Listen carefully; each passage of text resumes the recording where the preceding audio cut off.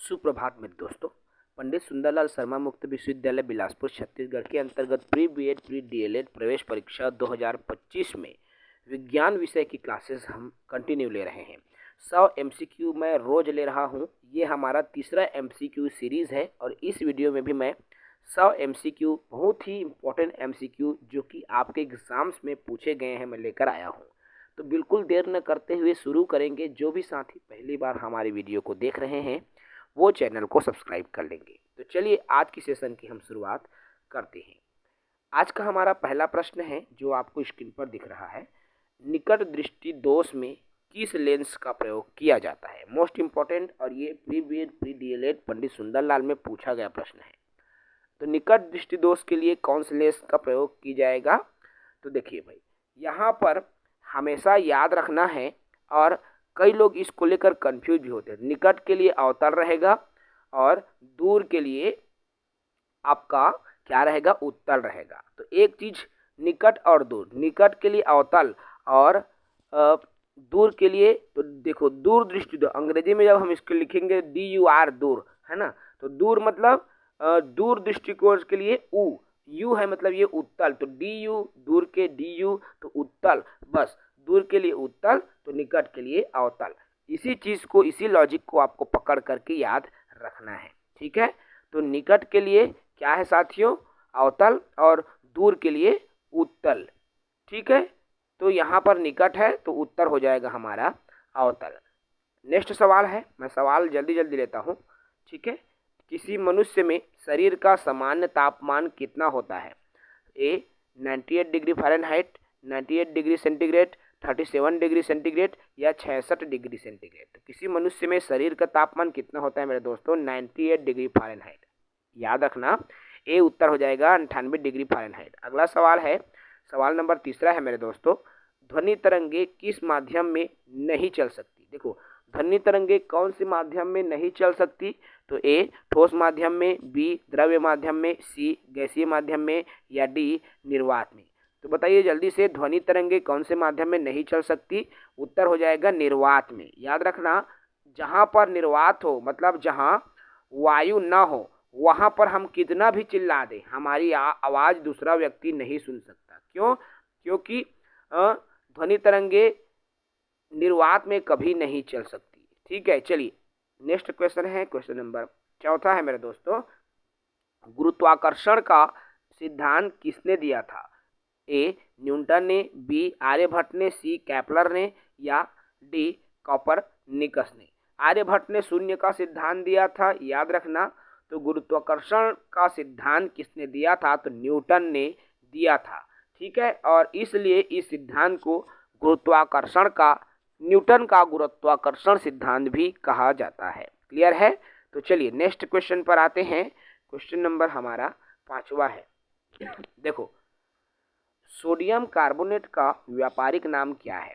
Sodium carbonate का व्यापारिक नाम ए धोने का सोडा, बी खाने का सोडा, सी कास्टिक सोडा, डी सिंदूर। तो सोडियम कार्बोनेट का व्यापारिक नाम क्या है भाई? उसको धोने का सोडा कहा जाता है। सोडियम कार्बोनेट को धोने का सोडा के नाम से जाना जाता है।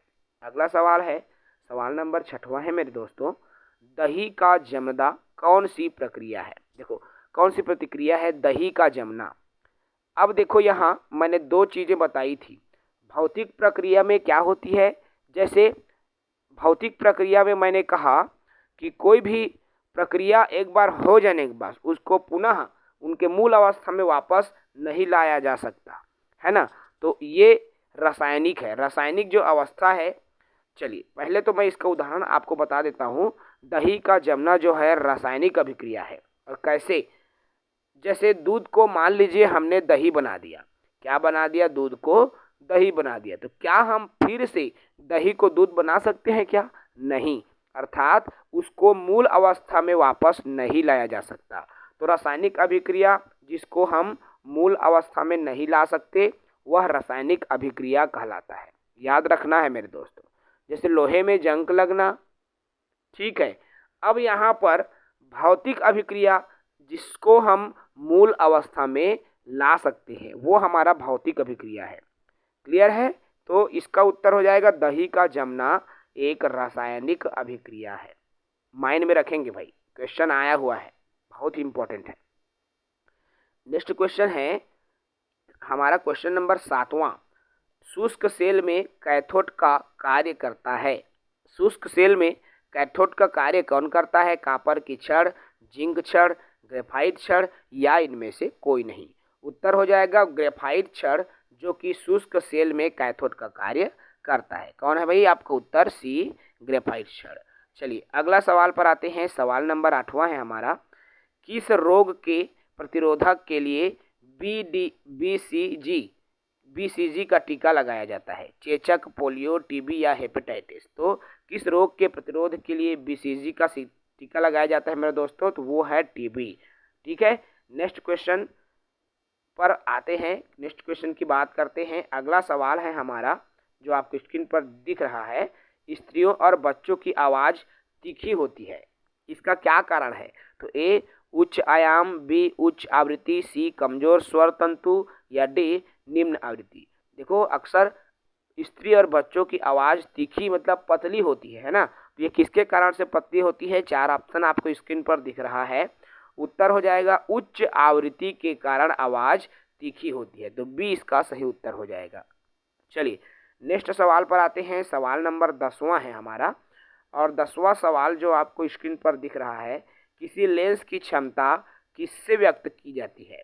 लेंस की क्षमता को मापने के लिए किसका उपयोग करते हैं? वाट में, डाईऑप्टर में, जूल में या इनमें से कोई नहीं। तो इसका उत्तर हो जाएगा भाई बी, लेंस की क्षमता नापने के लिए डाईऑप्टर का प्रयोग किया जाता है। डाईऑप्टर से उनको व्यक्त किया जाता है, यूनिट है। नेक्स्ट क्वेश्चन है मेरे दोस्तों, और गुब्बारे में कौन सी गैस प्रयुक्त की जाती है? बहुत ही इंपॉर्टेंट सवाल है ये भी। कौन सी गैस होती है गुब्बारे में? Hydrogen gas, helium gas, oxygen gas या आर्गन गैस। इसका सही उत्तर हो जाएगा हीलियम गैस। और हीलियम गैस हल्का होने की वजह से गुब्बारा जो है ऊपर की ओर उठने लगता है ना, तो गुब्बारे में हीलियम गैस भरा होता है। चलिए नेक्स्ट क्वेश्चन है मेरे दोस्तों, और ये है आपका ऑप्टिकल फाइबर होता है। ऑप्टिकल फाइबर क्या होता है? रेशम का बना हुआ होता है, कांच का बना हुआ होता है, उपरोक्त दोनों से बना होता है या इनमें से कोई नहीं। तो ऑप्टिकल फाइबर किससे बना होता है भाई? 4 ऑप्शन आपको दिखा, उत्तर हो जाएगा कांच का बना होता है। इसका सही उत्तर हो जाएगा बी वाला ऑप्शन, कांच का बना होता है। अगला सवाल पर आते हैं। हमारा नेक्स्ट क्वेश्चन जो आता है वो है शरीर में हीमोग्लोबिन का कार्य। देखो शरीर में हीमोग्लोबिन क्या कार्य करता है? तो शरीर में जो हीमोग्लोबिन है ऑक्सीजन का परिवहन करता है, जीवाणुओं का नाश करता है, रक्ताल्पता का निर्धारण करता है या लौह का उपयोजन करता है। तो इसका सही उत्तर क्या हो जाएगा? देखो भाई इंपॉर्टेंट है, ऑक्सीजन का परिवहन। याद रखना है हीमोग्लोबिन क्या करता है? ऑक्सीजन का परिवहन का कार्य हो जाएगा ए उत्तर। नेक्स्ट क्वेश्चन है भाई क्वेश्चन नंबर 14, स्क्रीन पर दिख रहा है। चंद्रमा से पृथ्वी तक आने में प्रकाश को लगभग कितना समय लगता है? देखो चंद्रमा से पृथ्वी तक जो प्रकाश आती है सुबह सूर्य का, तो कितना समय बाद वो पृथ्वी पर पहुंच जाता है? ए 8 मिनट, बी 8 सेकंड, सी 1 सेकंड या डी 100 सेकंड में। तो कितना समय लगता है भाई? केवल 1 सेकंड का समय लगता है सूर्य से पृथ्वी तक प्रकाश को आने में। याद रखना सी इसका सही उत्तर हो जाएगा। अगला सवाल है सवाल नंबर 15। देखो पनडुब्बियां पानी में चलती है, उनमें इंजनों में निम्न में से किस ईंधन का प्रयोग किया जाता है? जो पनडुब्बियां हैं, पानी जहाज है ना, तो उनमें कौन इंजन में कौन से ईंधन का उपयोग होता है? पेट्रोल और ऑक्सीजन का, डीजल का, बैटरी का या भाप का। तो किसका उत्तर होता है किसका उपयोग होता है मेरे दोस्तों? इसका उत्तर हो जाएगा भाप। जो पनडुब्बियां हैं पानी में चलती है तो इसमें भाप का उपयोग किया जाता है, भाप ईंधन का उपयोग होता है। चलिए नेक्स्ट क्वेश्चन आता है 16 नंबर का। फोटोग्राफी में मुख्य रंग कौन से होते हैं? फोटोग्राफी में मुख्य रंग कौन से होते हैं भाई? लाल नीला पीला, लाल पीला हरा, सी लाल नीला हरा या डी नीला पीला हरा। तो फोटोग्राफी में मुख्य रंग और मुख्य रंगों से मिलकर अन्य रंग बनता है, जान रहे हैं? तो इसका उत्तर हो जाएगा सी। ठीक है, क्या हो जाएगा? लाल नीला और हरा, ये 3 ही रंग होते हैं और इन 3 रंगों से मिल करके और अन्य रंग बनाए जा सकते हैं। क्लियर है भाई? चलिए नेक्स्ट क्वेश्चन पर आते हैं। क्वेश्चन नंबर 17 है और क्वेश्चन 17 कहता है मादा एनाफिलिस मच्छर जब काट लेता है तो उससे कौन सा रोग होता है। देखो एनाफिलिस मच्छर काटते हैं तो उससे ए एड्स होता है, बी कैंसर होता है, सी मलेरिया होता है या डी डेंगू होता है। तो इससे कौन सा रोग हो जाता है मेरे दोस्तों? देखो यहाँ पर मच्छर के काटने से मलेरिया भी होता है और डेंगू भी होता है, लेकिन हमको बताना है मादा एनाफिलिस मच्छर के काटने से।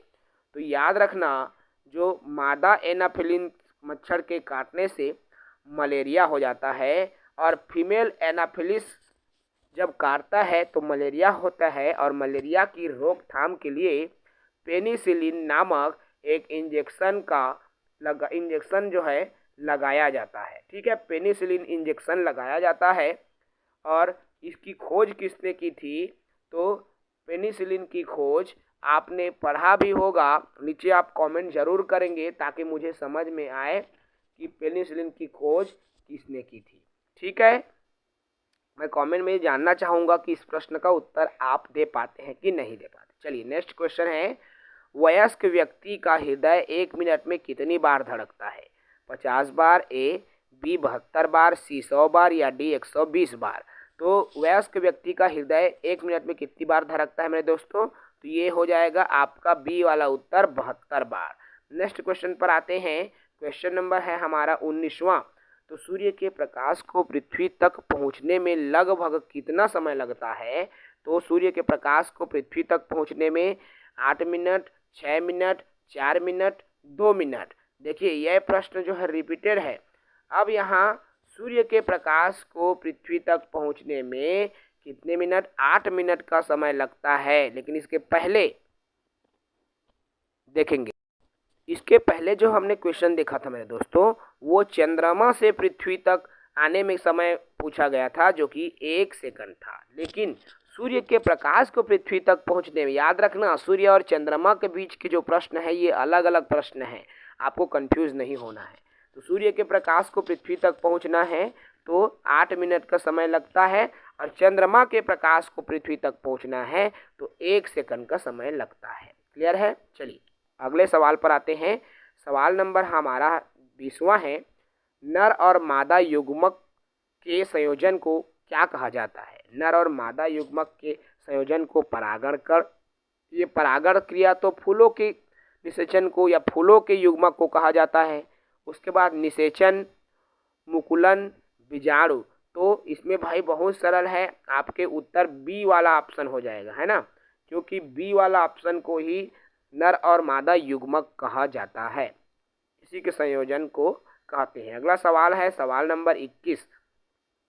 देखो भाई, हरी मेहंदी में निम्न में से कौन सा पदार्थ पाया जाता है जिसके कारण वह लाल हो जाता है? जो हरी मेहंदी रहती है ना, जब हाथों में हरी मेहंदी लगाते हैं तो कुछ घंटों के बाद रंग लाल हो जाता है। इसका कारण क्या हो सकता है? लासोम की वजह से, पोटेशियम की वजह से, कार्बन की वजह से या डी आयरन की वजह से। तो इसका सही और सटीक उत्तर हो जाएगा ए, लासोन की वजह से हरी मेहंदी का रंग लाल हो जाता है। नेक्स्ट क्वेश्चन है दोस्तों, चूने में पानी मिलाने पर कौन सी गैस निकलती है? ऑक्सीजन, कार्बन डाइऑक्साइड, हाइड्रोजन या हीलियम। बहुत ही सरल सवाल है, कार्बन डाइऑक्साइड गैस निकलती है। नेक्स्ट क्वेश्चन पर बात करते हैं। मूत्र का रंग पीला किसके कारण होता है? ये भी बहुत इंपॉर्टेंट प्रश्न है।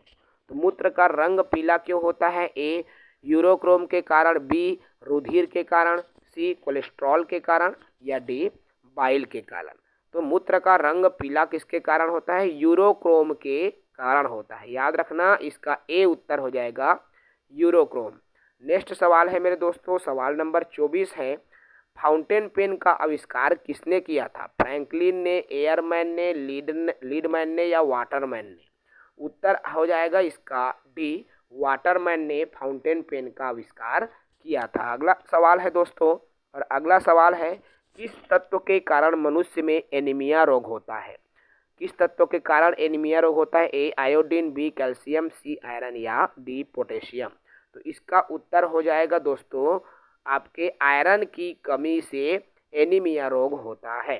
ठीक है, और आयरन की कमी को दूर करने के लिए हमको हरे पत्तेदार सब्जी का सेवन करना चाहिए, याद रखना है, मोस्ट इम्पॉर्टेंट है। चलिए अगला है सवाल नंबर 26 है, निम्न में से कौन जीवाश्म ईंधन नहीं है? निम्न में से कौन है जो जीवाश्म ईंधन नहीं है मेरे दोस्तों? तो कोयला, पेट्रोलियम, नाइट्रोजन या जल गैस। तो इसका सही उत्तर क्या हो जाएगा? आपका नाइट्रोजन, जो कि जीवाश्म ईंधन नहीं है। अगला सवाल है, पक्षियों और कीटों के पंख कैसे होते हैं? अयुक्ति संगत, पोषक, समवृत्ति या समजात। तो इसका उत्तर हो जाता है समवृत्ति। जो पक्षियों और कीटों के पंख है वे समवृत्ति, सी इसका सही उत्तर हो जाएगा। अगला सवाल है सवाल नंबर 28वां है, सूर्य ग्रहण के समय सूर्य का कौन सा भाग दिखाई देता है? ए वर्णमंडल, बी किरीट जिसे कोरोना कहते हैं, सी प्रभामंडल या डी कोई भाग दिखाई नहीं देता। सूर्य ग्रहण के समय सूर्य का कौन सा भाग दिखता है? तो किरीट वाला भाग, कोरोना वाला भाग दिखाई देने लगता है। नेक्स्ट क्वेश्चन है मेरे दोस्तों, क्वेश्चन नंबर 29 है, आदर्श गैस की ऊर्जा किस पर निर्भर करती है? आदर्श गैस की ऊर्जा किस पर निर्भर करेगी? ये हो जाएगा आपके दाब पर, बी आयतन पर, सी तापमान पर या डी हो जाएगा मोल की संख्या पर। ये कई सारे एग्जाम्स में पूछे गए हैं, बहुत ही इंपॉर्टेंट क्वेश्चंस पर ही मैं बात कर रहा हूँ। तो आदर्श गैस की ऊर्जा किस पर निर्भर करती है? आपके मोल की संख्या पर। किस पर भाई? मोल की संख्या पर। अगला सवाल पर आते हैं, सवाल नंबर 30वां है आज का, निम्न में से कौन सा लौह अयस्क है? लौह अयस्क के 4 प्रकार है, याद रखना। लौह अयस्क को 4 भागों में बांटा गया है। एक है बॉक्साइड, मैग्नेटाइट, लिग्नाइट या नाइट्राइट। ये लौह अयस्क के अलग अलग प्रकार हैं, लेकिन यहाँ पर लौह अयस्क कौन सा है? तो उत्तर हो जाएगा मैग्नेटाइट। ठीक है, बॉक्साइड भी नहीं है, मैग्नेटाइट जो है आपके लौह अयस्क में आता है। नेक्स्ट क्वेश्चन पर बात करते हैं, क्वेश्चन नंबर 31 है, वायु के तापमान में परिवर्तन से ध्वनि का कौन सा गुण प्रभावित होता है? ए तरंगदैर्घ्य, बी विस्तार, सी तीव्रता या डी आवृत्ति। तो वायु के तापमान में परिवर्तन करेंगे तो ध्वनि का कौन सा गुण प्रभावित होगा? तो उसका जो आवृत्ति है, क्योंकि ध्वनि में आवृत्ति होती है ना, तो उसकी आवृत्ति होगा, आवृत्ति वाला जो गुण है प्रभावित होगा। नेक्स्ट क्वेश्चन है दोस्तों, निम्नलिखित में से कौन भारतीय पक्षी विज्ञान विशेषज्ञ व्यक्ति था? देखो, पक्षी विज्ञान के विशेषज्ञ कौन था? डॉक्टर सलीम अली, डॉक्टर जेसी बोस, डॉक्टर हरगोविंद खुराना या डॉक्टर एम.एस. स्वामीनाथन। तो इसका सही उत्तर क्या हो जाएगा? डॉक्टर सलीम अली। ठीक है, ए उत्तर हो जाएगा डॉक्टर सलीम अली, जो कि पक्षी विज्ञान विशेषज्ञ व्यक्ति था। नेक्स्ट क्वेश्चन पर बात करते हैं। देखो, अगला सवाल है, प्रकाश में ध्रुवण की घटना से ए यह सिद्ध होता है कि प्रकाश तरंगे क्या है भाई? ए तीक्ष्ण होती है, प्रगामी होती है, अनुप्रस्थ होती है या अनुदैर्ध्य होती है। प्रकाश की ध्रुवण की घटना से क्या होता है भाई? उत्तर हो जाएगा अनुप्रस्थ। क्या हो जाएगा? सी इसका सही उत्तर हो जाएगा अनुप्रस्थ। नेक्स्ट क्वेश्चन पर बात करते हैं, क्वेश्चन नंबर 34। देखो, कोणीय संवेग निम्न में से किसके बराबर है? जो कोणीय संवेग है, कोणीय संवेग किसके बराबर है? ए जड़त्व आघूर्ण और मल्टीप्लाई है, ये जड़त्व आघूर्ण गुणा कोणीय वेग के बराबर होता है कोणीय संवेग। कोणीय संवेग द्रव्यमान और कोणीय वेग के बराबर होगा। कोणीय संवेग रैखिक वेग और कोणीय वेग के गुणनफल के बराबर, या कोणीय संवेग द्रव्यमान और रैखिक वेग के गुणनफल। तो किसके गुणनफल के बराबर होगा? तो उत्तर हो जाएगा हमारा ए वाला उत्तर। ठीक है, तो जड़त्व आघूर्ण और कोणीय वेग के गुणनफल को हम कोणीय संयोग के नाम से, कोणीय संवेग के नाम से जानते हैं। ठीक है, चलिए नेक्स्ट क्वेश्चन पर बात करते हैं। अगला सवाल है, विकास का सिद्धांत किसके द्वारा प्रतिपादित किया गया था? विकास का सिद्धांत किसके द्वारा? ए पाश्चर, बी अरस्तु, सी मेंडल या डी डार्विन। तो भाई इसके पहले भी ये क्वेश्चन आया हुआ है। विकास का जो सिद्धांत है डार्विन के द्वारा प्रतिपादित किया गया था। नेक्स्ट क्वेश्चन पर बात करते हैं। द्रव चालित जो ब्रेक है किसके नियम पर कार्य करता है? द्रव चालित ब्रेक ए पास्कल के नियम पर, बी बर्नौली के नियम पर, सी थॉमसन के नियम या डी न्यूटन के नियम। तो द्रव चालित जो ब्रेक है वह पास्कल के नियम पर काम करता है। उत्तर हो जाएगा ए वाला ऑप्शन।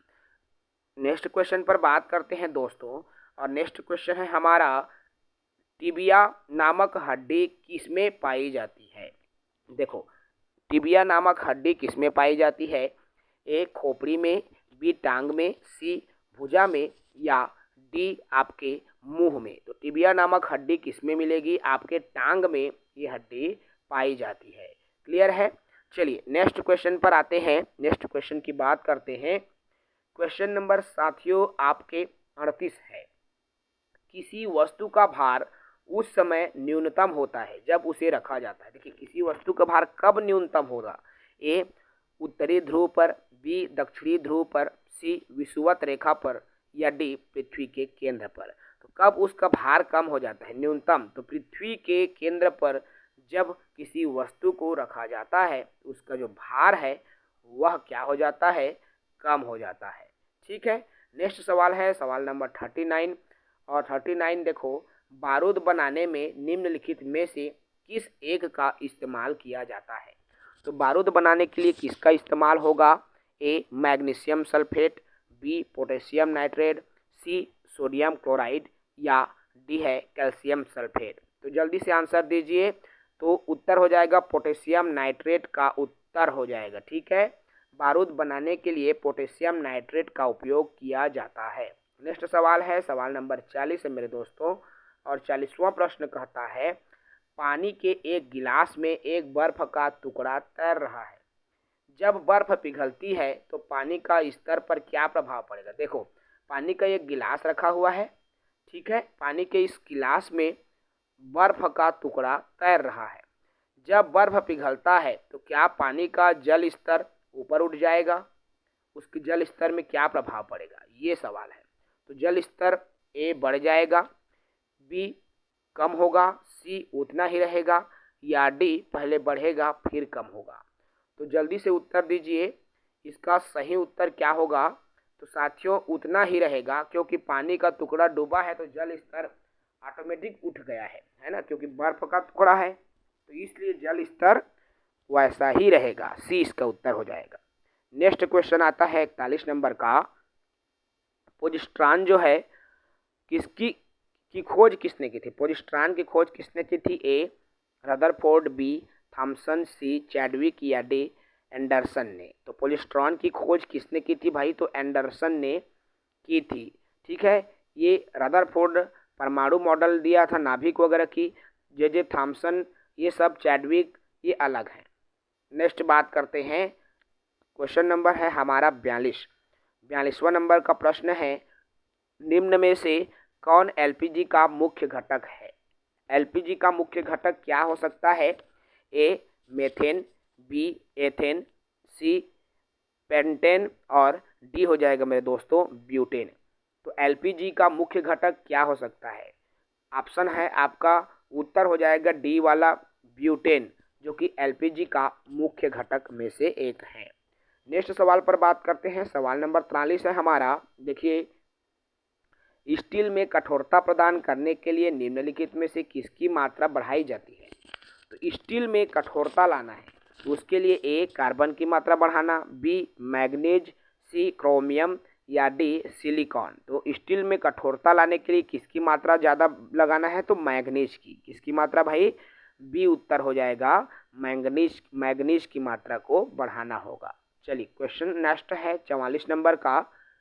किसी सरल लोलक की लंबाई 4% बढ़ा दी जाए तो उसका आवर्तकाल क्या हो जाएगा? उत्तर हो जाएगा 4% बढ़ जाएगा। ठीक है, नेक्स्ट सवाल है मेरे दोस्तों, और वो सवाल है 45 नंबर का। कपास के पौधों के किस भाग से कपास का रेशा निकाला जाता है? ए जड़ भाग, बी पत्तियां, सी तने या डी बीज। तो कौन सी भाग से कपास का रेशा निकाला जाता है? तो बीज वाले भाग। इसलिए अक्सर देखे होंगे जब हम रुई देखते हैं तो उसके अंदर में बीज लग रहा था, रुई में ही बीज रहता है ना, तो वो बीज से ही निकला हुआ रुआ है ना। चलिए नेक्स्ट क्वेश्चन पर बात करते हैं। क्वेश्चन नंबर 46वां है मेरे दोस्तों।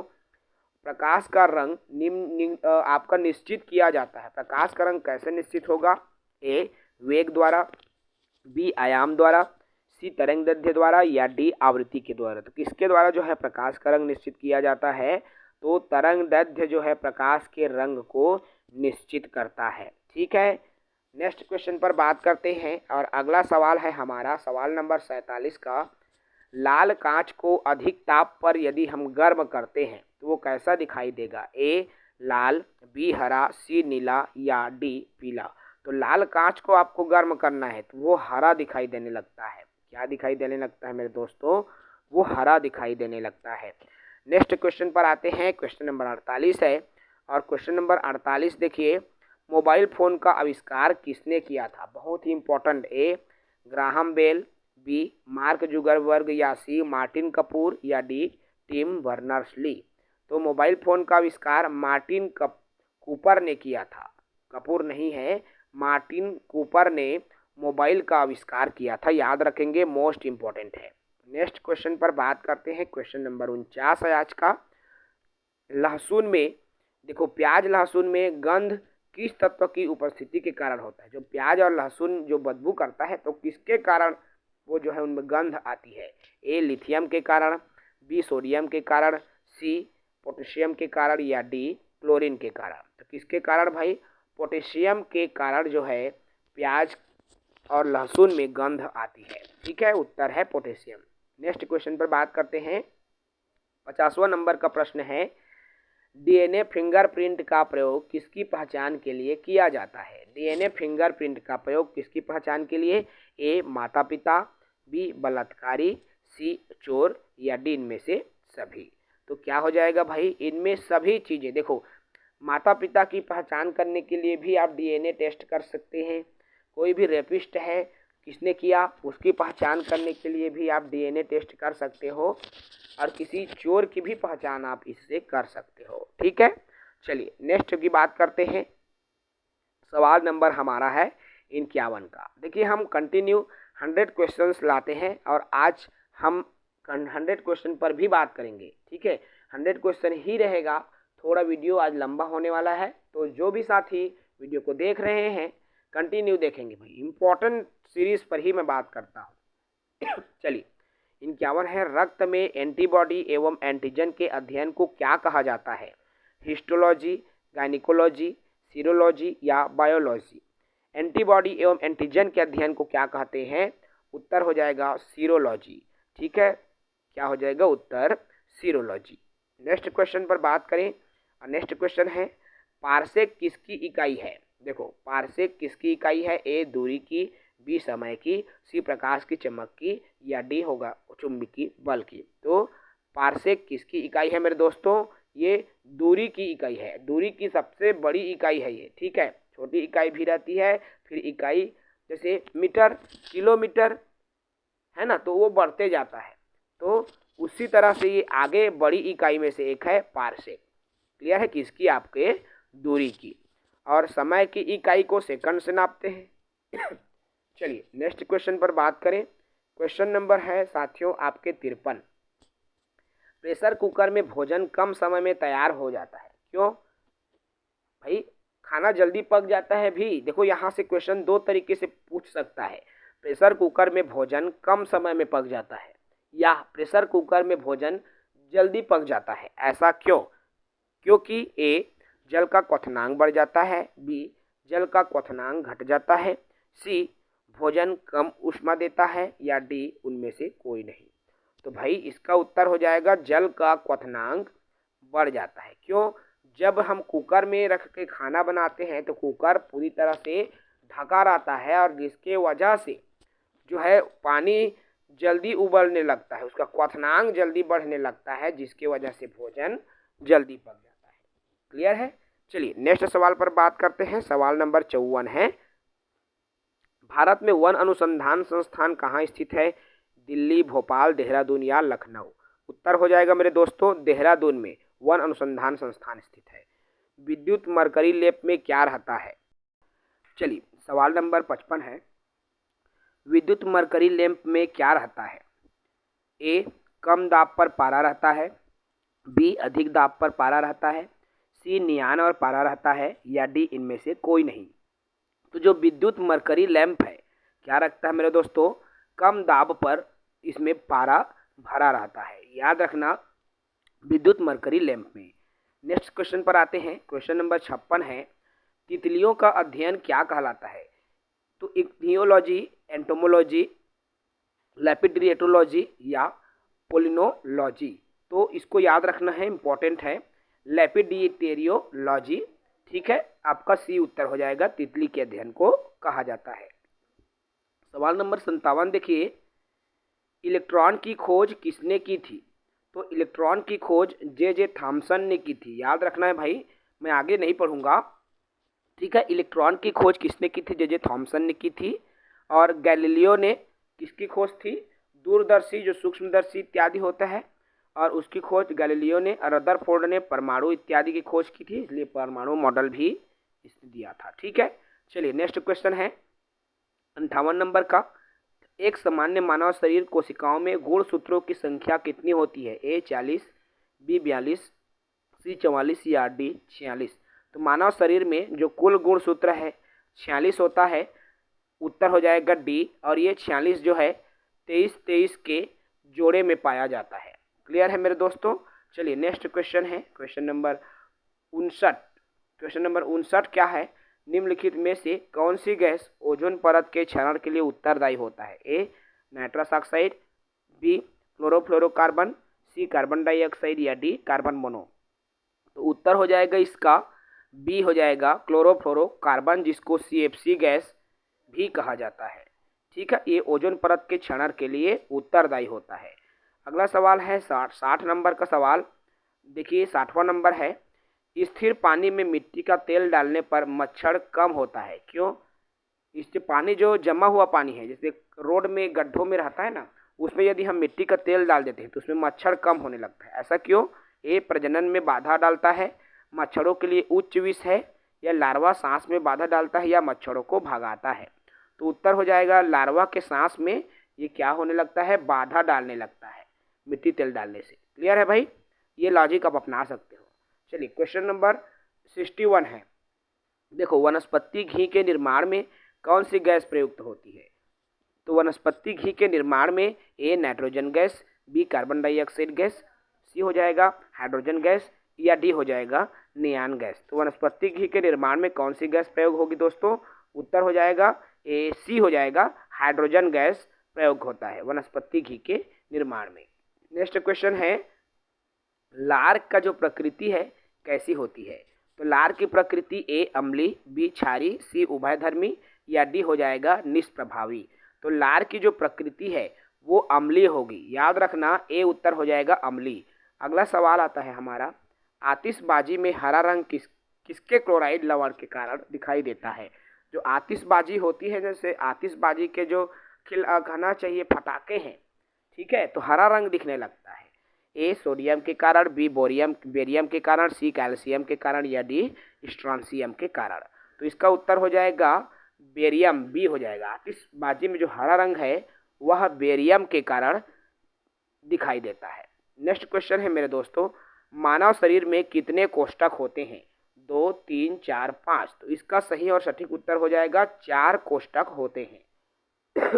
चलिए नेक्स्ट है मेरे दोस्तों, एक वृक्ष की आयु का पता, गले में खराश हुआ है, चलिए, एक वृक्ष की आयु का पता किसके द्वारा लगाया जा सकता है? ए इसकी ऊंचाई मापकर, बी वार्षिक वलयों की गिनती करके, सी शाखाओं की संख्या गिनकर या डी आयु मापने का कोई तरीका नहीं है। भाई वो वृक्ष कितना साल पुराना है ये हम कैसे जानेंगे?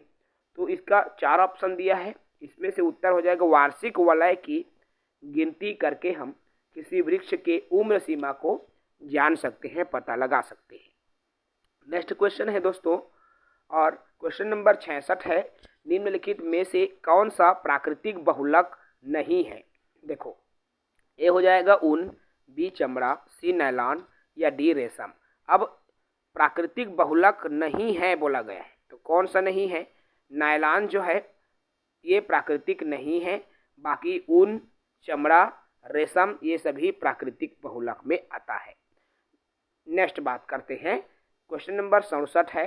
67 नंबर का प्रश्न है, निम्न में से किस स्थान पर जी गुरुत्वाकर्षण का मान सर्वाधिक होता है? कौन से स्थान पर जी का मान सर्वाधिक होगा?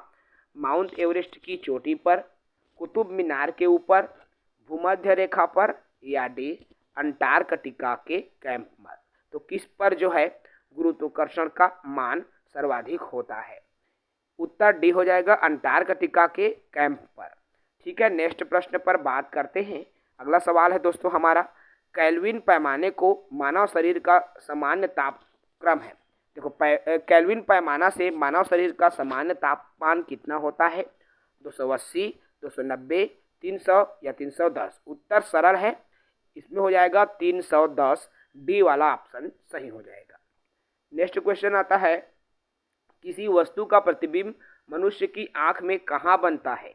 ए कॉर्निया, बी आइरिस, सी प्यूपिल और डी रेटिना। ये भी क्वेश्चन जो है आपके एग्जाम में पूछे जा चुके हैं पंडित सुंदरलाल प्री बीएड परीक्षा में, और इसका सही उत्तर हो जाएगा रेटिना, डी। ठीक है, तो प्रतिबिंब मनुष्य की आंख में रेटिना में बनता है। नेक्स्ट क्वेश्चन है 70 नंबर का, एड्स किससे होता है? ए जीवाणु, बी फफूंद, सी कृमि या डी विषाणु से? तो ये जो है आपके एड्स जो है विषाणु से होने वाले रोग हैं। नेक्स्ट क्वेश्चन पर बात करें, प्रकाश संश्लेषण में कौन सी गैस का अवशोषण करते हैं? साथियों, यदि आपको ये जितने भी पीडीएफ मैं बता रहा हूँ, यदि ये पीडीएफ नोट्स चाहिए तो आप हमारे प्ले स्टोर को डाउनलोड कर लीजिए। प्ले स्टोर को आपको सीजी जॉब एजुकेशन नाम से रहेगा, आपको प्ले स्टोर में जाकर हमारे ऐप्स को डाउनलोड करना है। प्ले स्टोर में सर्च करेंगे सीजी जॉब एजुकेशन तो हमारा एप्लीकेशन मिल जाएगा, रजिस्टर्ड कर लीजिए। आपको पूरे 1000 MCQ मिलेंगे साइंस के। ठीक है, चलिए, तो प्रकाश संश्लेषण में पौधे कौन सी गैस का अवशोषण करते हैं?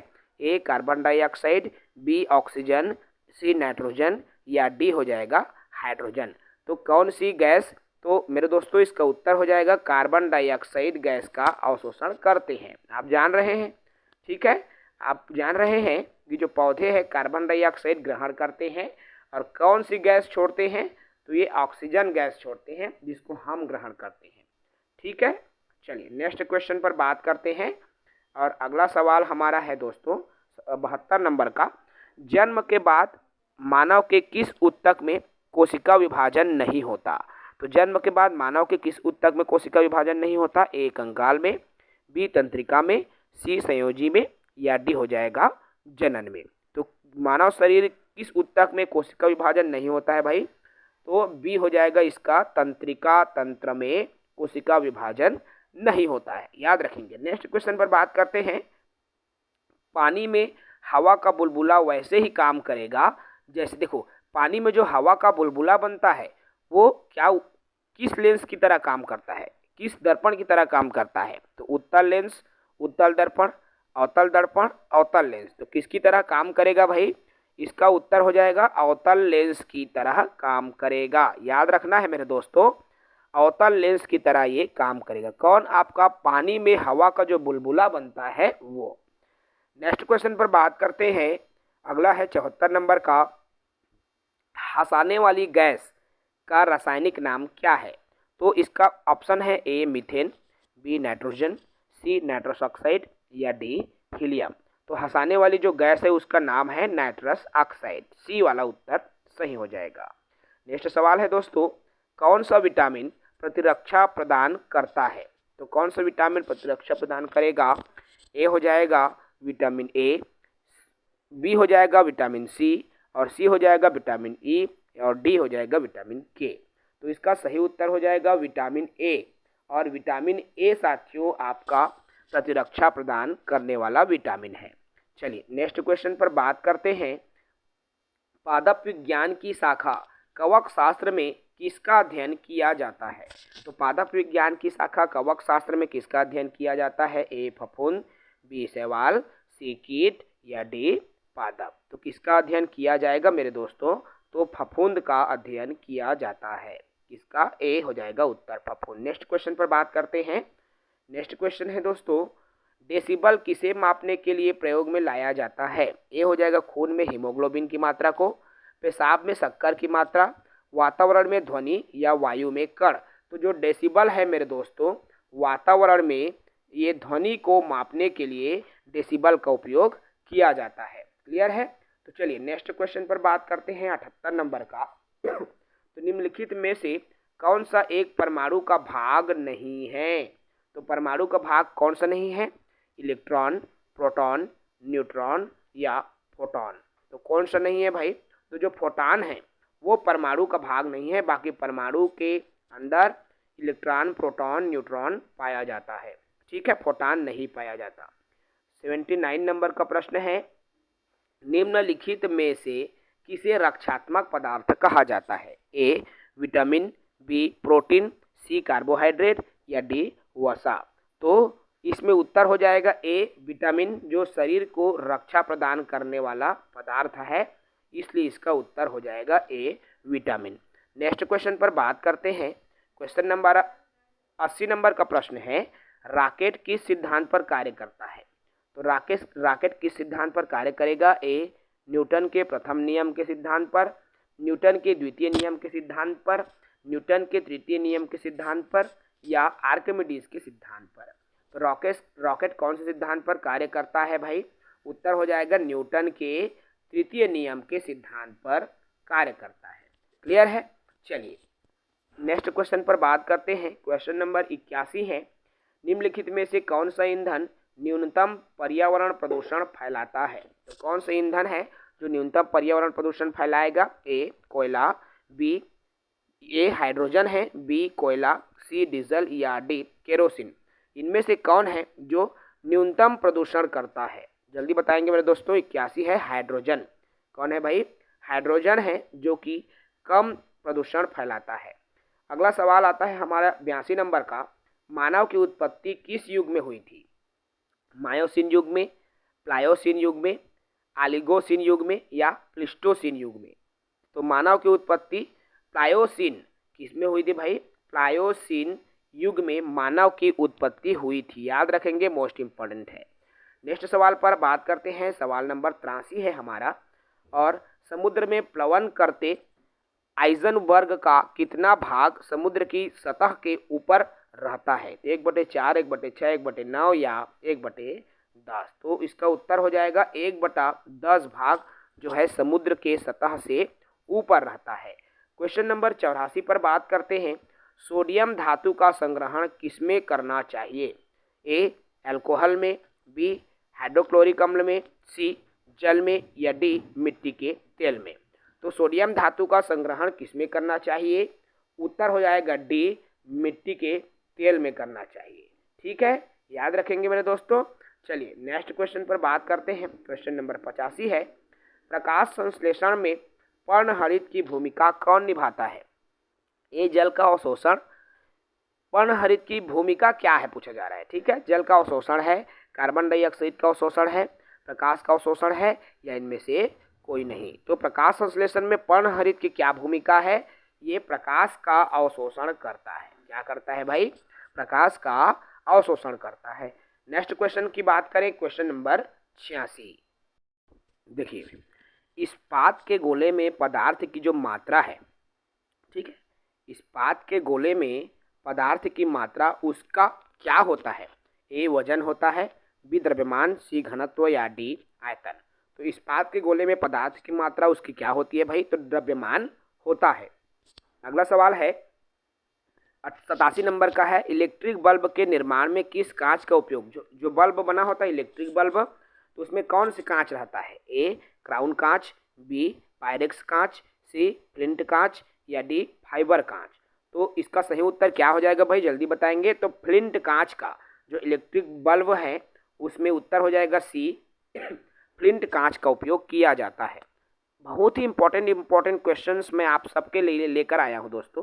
चलिए नेक्स्ट क्वेश्चन है, जब कोई व्यक्ति बकरा का मांस खाता है तब वह क्या हो जाता है या क्या है? जब कोई व्यक्ति बकरे का मांस खाएगा तो वो क्या है? ए प्राथमिक उपभोक्ता, बी द्वितीयक उपभोक्ता, सी तृतीयक उपभोक्ता या डी इनमें से कोई नहीं। क्या उत्तर हो जाएगा? बी हो जाएगा, द्वितीयक उपभोक्ता है। जब कोई व्यक्ति बकरे का मांस खाता है तो वह द्वितीयक उपभोक्ता में आता है। नेक्स्ट क्वेश्चन पर बात करते हैं दोस्तों, और नेक्स्ट क्वेश्चन है हमारा, किसी द्रव का उसके क्वथनांक से पूर्व, है ना, किसी द्रव का उसके क्वथनांक से पूर्व उसके वाष्प में बदलने की प्रक्रिया को क्या कहा जाता है? ए वाष्पीकरण, बी संघनन, सी हिमीकरण या डी इनमें से कोई नहीं। सवाल को समझें, किसी द्रव का उसके क्वथनांक से पूर्व वाष्प में बदलना, मतलब द्रव जो है उबल करके भाप का रूप धारण कर लेता है, तो उस प्रक्रिया को क्या कहा जाता है? वाष्पीकरण, संघनन, हिमीकरण या इनमें से कोई नहीं। तो भाई वाष्प का रूप धारण कर लिया, इसलिए इसका सही उत्तर हो जाएगा वाष्पीकरण, ए वाला ऑप्शन। ठीक है, चलिए नेक्स्ट क्वेश्चन पर बात करें। 90 नंबर का प्रश्न है, और निम्नलिखित में से कौन सी ग्रीन हाउस गैस नहीं है? ग्रीन हाउस गैस कौन सी नहीं है उसको बताना है। A methane, B hydrogen, C nitrous oxide और डी है क्लोरोफ्लोरोकार्बन। तो ग्रीन हाउस गैस नहीं है उसको बताना है। उत्तर हो जाएगा हाइड्रोजन गैस। बाकी मीथेन गैस भी आपका ग्रीन हाउस गैस है, नाइट्रस ऑक्साइड भी है और क्लोरोफ्लोरोकार्बन भी है। इसमें हाइड्रोजन गैस बस है जो ग्रीन हाउस गैस नहीं है। नेक्स्ट क्वेश्चन पर बात करते हैं। 91 का क्वेश्चन है, देखो भाई, मछली की विशेष संरचना जो उसे श्वास लेने में मदद करता है अर्थात मछली किससे सांस लेता है? नथुना से, स्पेरिकल से, फेफड़ा से या गिल्स से? तो किससे सांस लेता है भाई? मछली जो जल में रहता है तो है ना, तो वो गिल्स से सांस लेता है। किल से सांस लेता है मेरे दोस्तों? मछली गिल्स से सांस लेता है। नेक्स्ट क्वेश्चन पर बात करते हैं। क्वेश्चन नंबर है साथियों हमारा 92 नंबर का, ध्वनि तरंगे किसके कारण प्रतिध्वनि उत्पन्न करता है? देखो, अब ध्वनि तरंग किसके कारण प्रतिध्वनि, मतलब टकरा करके कोई और ध्वनि निकलने लगती है, वापस आती है ना ध्वनि, उसको बोलते हैं प्रतिध्वनि।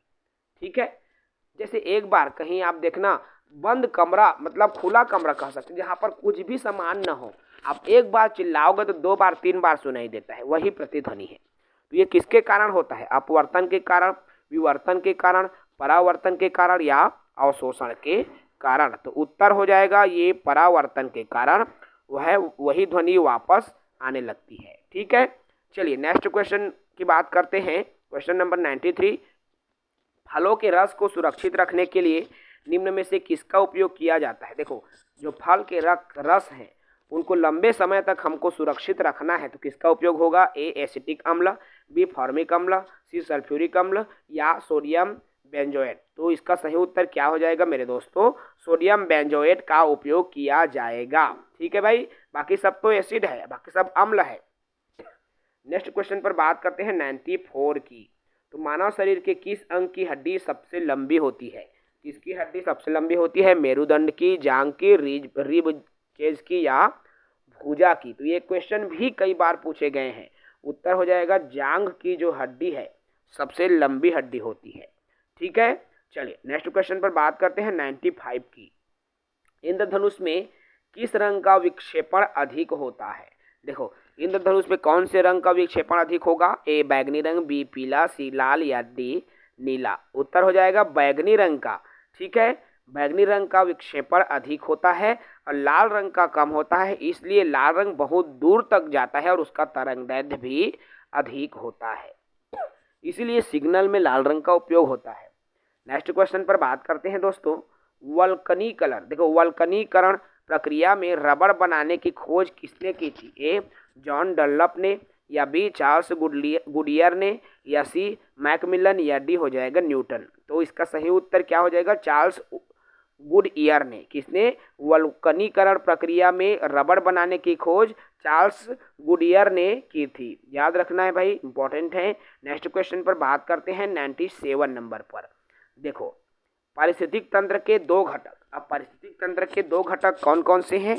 ए खरपतवार और सूक्ष्मजीव, बी जैविक और अजैविक, सी पौधे और प्रकाश या डी पौधे और जीव? तो बहुत ही सरल सवाल है, बी इसका उत्तर हो जाएगा। जैविक और अजैविक पारिस्थितिक तंत्र में 2 घटक होते हैं। नेक्स्ट क्वेश्चन पर बात करता हूँ। दूरदृष्टि दोष के निवारण के लिए काम में लाते हैं अवतल लेंस, उत्तल दर्पण, उत्तल लेंस, अवतल दर्पण। मैंने पहले ही कहा था दूरदृष्टि मतलब DU और DU मतलब दूर, दूरदृष्टि दोष, और U मतलब उत्तल। तो दूरदृष्टि दोष के लिए उत्तल दर्पण का लेंस है ना, उत्तल लेंस का उपयोग किया जाएगा, याद रखेंगे मेरे दोस्तों। चलिए नेक्स्ट क्वेश्चन है 99 का आज के सीरीज में। लोहे में जंग लगना किसका उदाहरण है? जस्तीकरण, ऑक्सीकरण, अवकरण या बहुलीकरण। तो ये है ऑक्सीकरण का उदाहरण है, याद रखना, ठीक है। नेक्स्ट, जब ऑक्सीजन और हाइड्रोजन से ही वो जंग लगता है ना, नमी की उपस्थिति, जहाँ पर नमी की उपस्थिति आई लोहे में तो जंग लगना शुरू हो जाता है, ठीक है। आज के अंतिम क्वेश्चन है 100 नंबर का जो MCQ सीरीज हम ला रहे हैं, चल रहा है। लास्ट क्वेश्चन है मेरे दोस्तों, मानव रुधिर का pH मान कितना होता है? बहुत ही इंपॉर्टेंट क्वेश्चन आपके पूछे गए हैं। पंडित सुंदरलाल शर्मा में ये प्रश्न पूछे गए प्रश्न है, मानव रुधिर का pH मान कितना होता है? तो 7.4 होता है, याद रखना। और शुद्ध जल का pH मान 7 होता है, मानव रुधिर का pH मान 7.4 होता है, ठीक है। इंपॉर्टेंट क्वेश्चन था जो कि मैंने इस वीडियो में बताया। अब टोटल हमने 100 प्रश्न कर लिया है मेरे दोस्तों, और अभी तक हमने 3 सीरीज ऑलरेडी ले लिया है, ठीक है। और इन तीनों सीरीज में पहला टेस्ट सीरीज में भी हमने 100 क्वेश्चन करवाया, सेकेंड सीरीज में भी 100 क्वेश्चन, और आज अभी जो मैंने क्लासेस लिया है इसमें भी मैंने 100 क्वेश्चन कराया है। टोटल 300 क्वेश्चंस की सीरीज हमने कंप्लीट करा दिया है। पूरे 1000 क्वेश्चंस की सीरीज मैं आपके लिए लेकर आया हूँ। प्रतिदिन 100 क्वेश्चंस की सीरीज चलेगी। पेपर के पहले आपको मैं पूरे 1000 क्वेश्चंस करा दूंगा साइंस की। उसके बाद में हम कोशिश कर रहे हैं कि 2 वीडियो प्रतिदिन आए, और आप सब साथी देखा कीजिए। चैनल को सब्सक्राइब करके रखिए, क्योंकि सब्सक्राइब करेंगे तो सुंदरलाल शर्मा को लेकर, प्री BEd DED को लेकर किसी भी तरह की वीडियो आपको हम यदि प्रोवाइड करवाएंगे तो आप तक वो पहुंचेगी। इसलिए चैनल को सब्सक्राइब कर लीजिए, नोटिफिकेशन को भी ऑन कर लीजिए, ताकि आपको वीडियो जो है कंटिन्यू मिल सके। तो चलिए इस वीडियो में इतना ही। चैनल को सब्सक्राइब करके रखें। बहुत जल्दी इवनिंग तक एक और वीडियो अदर क्लास की हम प्रोवाइड करवा रहे हैं। जय हिंद, वंदे मातरम।